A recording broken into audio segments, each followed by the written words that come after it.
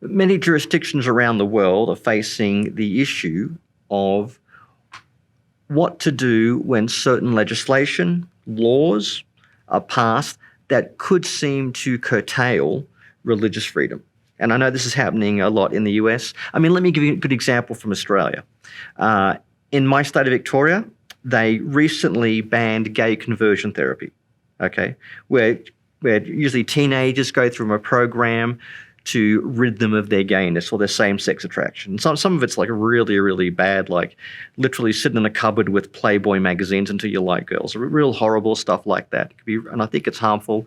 And in Australia, the Catholics, the Anglicans, the Jews, the Muslims, we don't agree on much, but we all agreed that this sort of gender conversion therapy is a bad idea. And we supported it. Okay, we supported a ban on gay conversion therapy. The problem was the legislation that was passed defined conversion therapy very broadly. And in fact, they explicitly prohibit certain types of prayers. So if a gay man comes to me or a gay woman says, could you pray for me? I don't want to be gay. Or if I was even to pray that my friend here would discern within the precincts of her own conscience how to walk in holiness, even with her same-sex attraction. That prayer could be judged by certain metrics to be suppressing her sexual desire or sexual identity. So even praying for holiness could be breaking the law. And this is the only jurisdiction in the world that I know of that has banned certain types of prayers.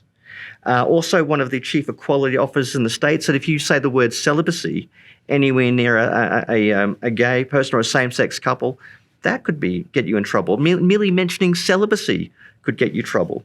And the memorandum of understanding put out by the Attorney General said they're also going to consider prosecuting people for, I quote, informal conversations.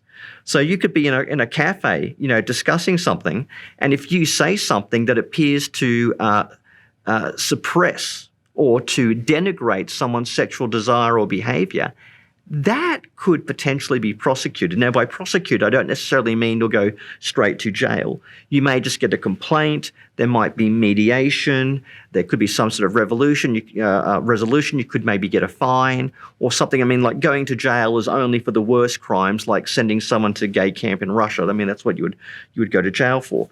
But yeah, it is a little bit weird because all the major religious bodies supported a ban on gender conversion therapy. But the definition of conversion therapy includes prayers, informal conversations, or even key words like the word celibacy. And that makes it a little bit problematic. We'll have to see how that plays out.